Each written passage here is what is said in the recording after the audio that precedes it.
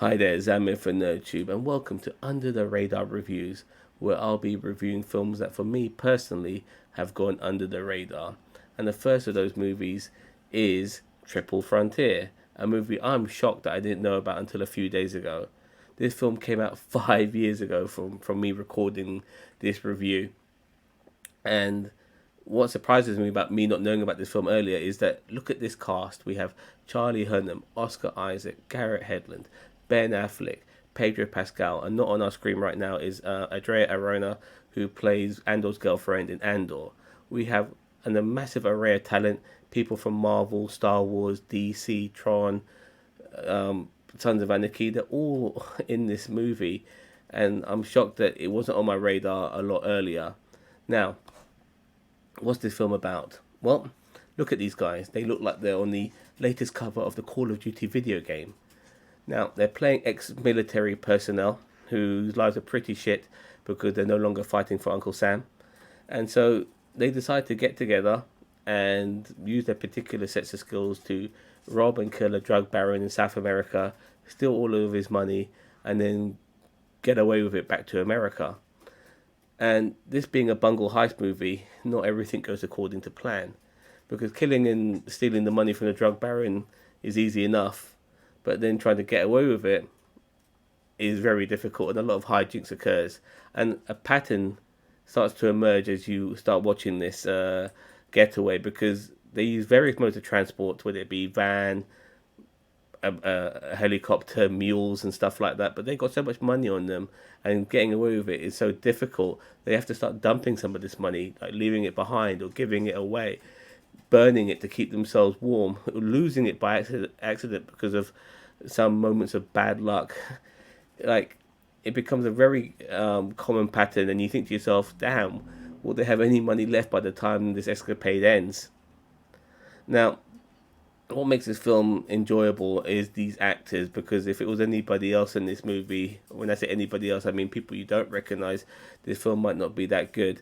I will say I'm a bit disappointed with Ben Affleck's character, not his performance, his character, because he seems to be quite a responsible, person, and then he comes across as very irresponsible at some point. I think to myself, wow, I never saw that coming. It just doesn't seem in character to who we saw earlier on, and that bugged me a little bit. Maybe there was more to his persona than met the eye. Maybe he was somebody who tried to be responsible, but always had it in him to be irresponsible. But that really wasn't played out in a way or explained in a way that made me understand that. So that was a bit weird, nevertheless. But regardless, these are still great actors, and they give great performances to make this film watchable. And then on top of that, you add some of these amazing action scenes where, because of these guys being military personnel, they act and look like they know what they're doing. It's not like watching an episode of the A Team where they're just standing in the open air shooting at fucking everything.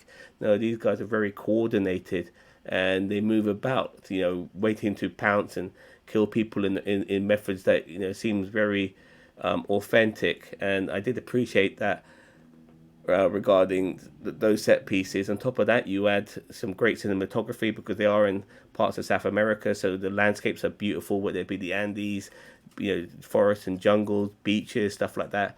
Absolutely beautiful scenery on top of that.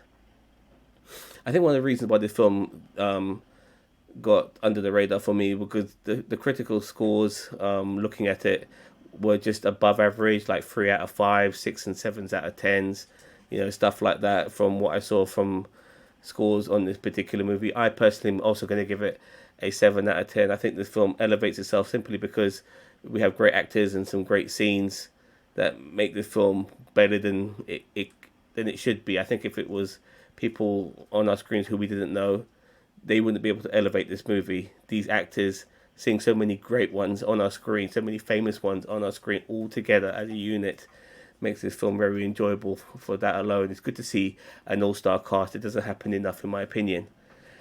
Regardless, let me know what you guys think of this particular film. It's currently on Netflix right now. And here at NerdTube, we're not only on TikTok, we're also on YouTube. So we're on both social media platforms. This review will be on both of those platforms. So comment below, let me know what you think of this particular film. and subscribe to NerdTube on YouTube and TikTok. We are without doubt the greatest YouTube channel you never heard of. Take care. Bye bye.